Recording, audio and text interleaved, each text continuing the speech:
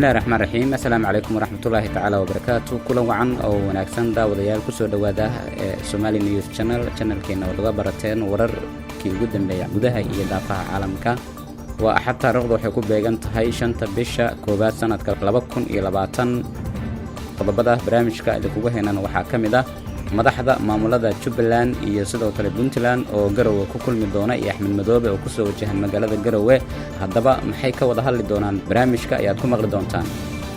maxkamadda darajada koowaad ee gobolka Bari oo xukun isugu jira xarig iyo ganaax lacageed ku riday odayaal iyo siyaasiyiin dhaliilay maamulka Puntland kana soo horjeestay heshiisyada dekada Boosaaso iyo sidoo kale mashaariicda Imaaraadka oo ka wada deegaanada Puntland. haddaba maxkamaddu maxay xukunkeeda u cuskatay?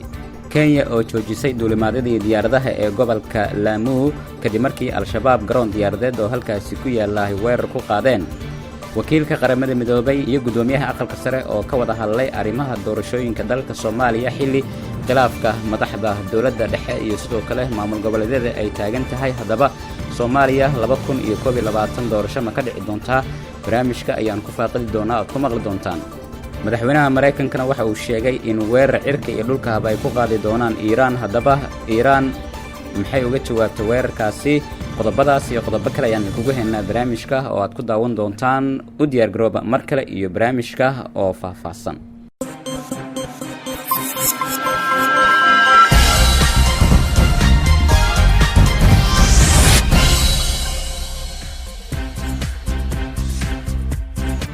hagaag mar kale kulan wacan daawadayaal aan ku bilaabay sida qodobada ku maqleyseen. madaxweynaha maamulka Jubbaland Axmed Maxamed Islaan Axmed Madoobe iyo wafdi hogaaminaya ayaa ku soo wajahan maalinta bari ee magaalada Garowe caasimada Puntland. diyaar garowga soo dhaweynta madaxweynaha maamulka Jubbaland Axmed Madoobe iyo wafdiga hogaaminaya ayaa ka socda magaalada Garowe waxna aad loo adkeeyay amniga iyadoo madaxweynaha markuu Garowe yimaadana uu la kulmi doono madaxweynaha maamulka Puntland Siciid Cabdilaahi Dani.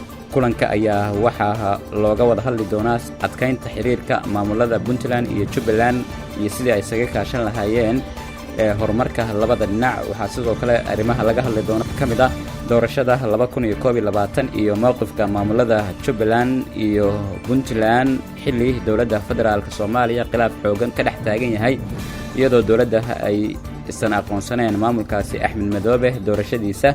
madaxweynaha Puntland Siciid Cabdilaahi Dani ayaa horay u sheegay in uu Kismaayo safar ugu ambabixi lahaa balse uu ka baaqsaday kadib markii madaxweynaha Jubbaland halkaasi uu kula kulmay qaar kamid ah madaxda dawladda federaalka uu kamid yahay wasiirka wasaaradda maaliyadda xukuumadda federaalka Soomaaliya Cabdiraxmaan Ducaale Dayle. dagaalyahanada ururka Al-Shabaab ayaa weerar ku ekeeyay maanta saldhig ay leeyihiin ciidamada badda oo ku yaala deegaanka Lamu ee dalka Kenya kaasi oo ay wada degan yihiin ciidamada Mareykanka iyo kuwa Kenya. weerarka lagu qaaday saldhigga Zimba ee degmada Madabay ayaa waxa uu dhacay wax yar uun ka hor inta uusan waaga baryin ee Saaka. sarkaal ka tirsan dawlad deegaankaasi ciidamada Kenya ayaa sheegay in ciidamada ammaanka ay weli ku jiraan howlgalka. hase ahaatee waxa uu diiday in uu xaqiijiyo in uu jiro cid weerarkaasi wax ku noqotay. dadka goobjoogayaasha ah ayaa soo sheegaya inay maqlayeen qaraxyo kadibna ay xigtay rasaas goobtaasi ka dhacday oo isweedaarsadeen Al-Shabaab iyo sidoo kale ciidamadii ku sugnaa saldhiggaasi. barta internetka Al-Shabaab ay ku leeyihiin ayaa waxay ku sheegteen in qayb kamid ah isqarxinta ee ururkaasi ay khasaare culus gaarsiiyeen saldhiggaasi oo qayb kamid ah ay qabsadeen Al-Shabaab sida ay bartooda ku sheegeen. dhinaca kalena hay'adda duulista rayidka ee dalka Kenya ee marka magaceeda loo soo gaabiyo loo yaqaano KCAA ayaa joojisay duulimaadyadii diyaaradaha garoonka Manda Airport ee gobolka Lamu. duulimaadyada ayaa xayiraada la saaray ilaa faahfaahin dheeraad ah laga bixin doono weerarkii dableyda hubeysan ee Al-Shabaab ay ku soo qaadeen aroornimadii Saaka.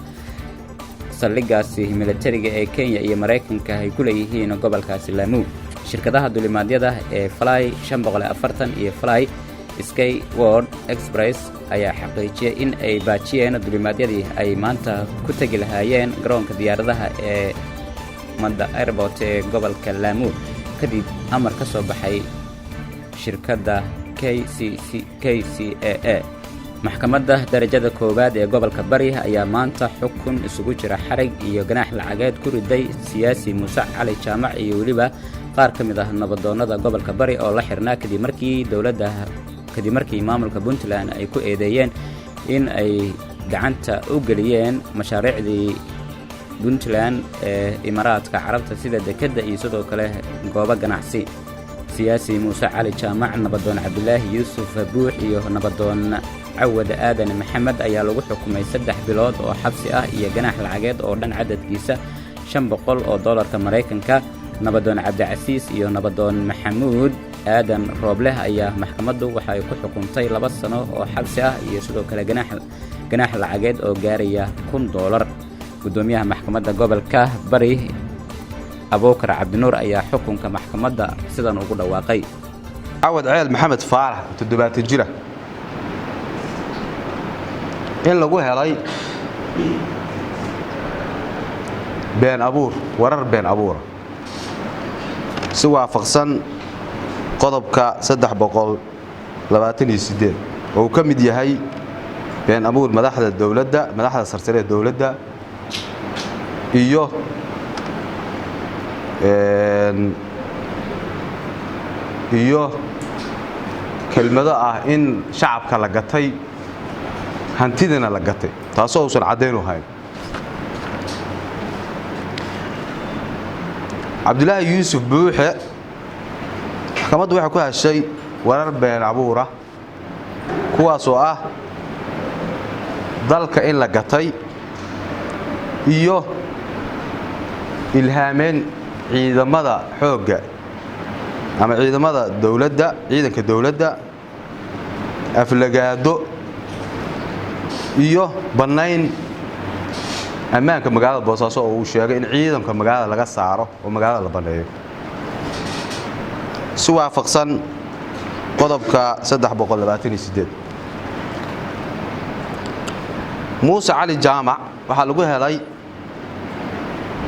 hadal been abuur ah kaasoo ah in madaxweynihii hore ee dawladda Puntland iyo baarlamaanka hore ee dawladda Puntland inay oo ahaa xubno shaqo wanaagsan u soo qabtay dalka sharfanna inay laaluush qaateen oo ay dalka iibsadeen iyadoo aan halkaas oo saacadeed wax cadeyn uusan keenin.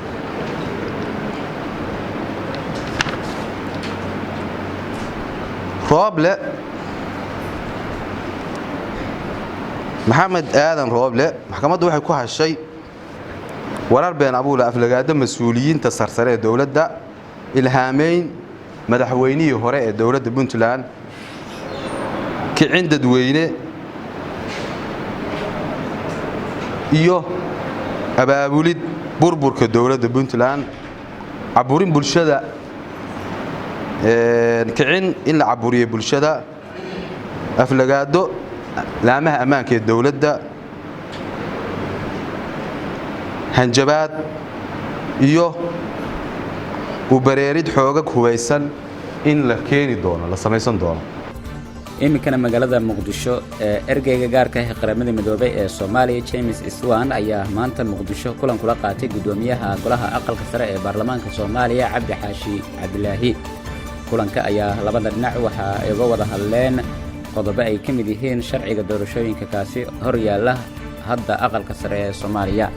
ergeyga qaramada midoobay ee Soomaaliya ayaa ku tilmaamay sharcigaasi tallaabo taariikhi ah oo loo qaaday dhinaca dhismaha nabadda isagoo booriyay in waqtigiisa lagu meelmari doono si uu ula jaan qaado doorashada 2020. gudoomiyaha golaha aqalka sare ee baarlamaanka Soomaaliya Cabdi Xaashi Cabdilaahi ayaa dhankiisa uga mahadceliyay qaramada midoobay doorka ay ka qaadanayso taageerada dhinac walba leh ee ay siinayso Soomaaliya. halka daawadayaal nagala socotaan waa Somali News Channel.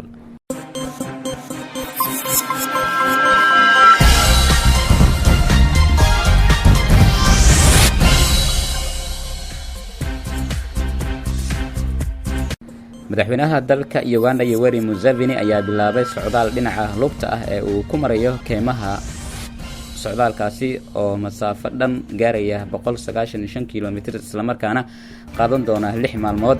Museveni ayaa keentaasi ka dagaalami jiray sanadkii 1986. Socdaalka madaxweyne Museveni ayaa lagu wadaa in uu ku soo dhamaado magaalada lagu magacaabo Birmobe ee galbeedka dalkaasi. Yoweri Museveni ayaa u tartami doona madaxtinimada Uganda markii 6aad waxaana uu loolan adag u la geli doona Bobi Wine oo ah fanaan ka tirsan baarlamaanka dalkaasi Uganda. madaxweynaha dalka Mareykanka Donald Trump ayaa mar kale Iran u hanjabay in Mareykanku uu qaadi doono weerar lagu bartilmaameedsanayo 52 goobood oo muhiim ah. hadalka madaxweynaha ayaa daba socday dilkii uu Mareykanku u geystay Jenaraal Qasim Soleimani iyadoona Iran ay wacd ku martay in ay ninkaasi u argudi doonto. Mareykanka oo ka jawaab celinaya hanjabaadda Iran ee argoosiga ayaa waxa uu 3,000 oo ciidan ah u diray bariga dhexe iyadoo sidoo kalena ay muwaadiniintooda ku boorinayaan in ay isaga soo baxaan dalkaasi Ciraaq. guud ahaan barnaamijkii waa naga intaas. dib intaan u kulmi doono sidaas iyo nabadgelyo.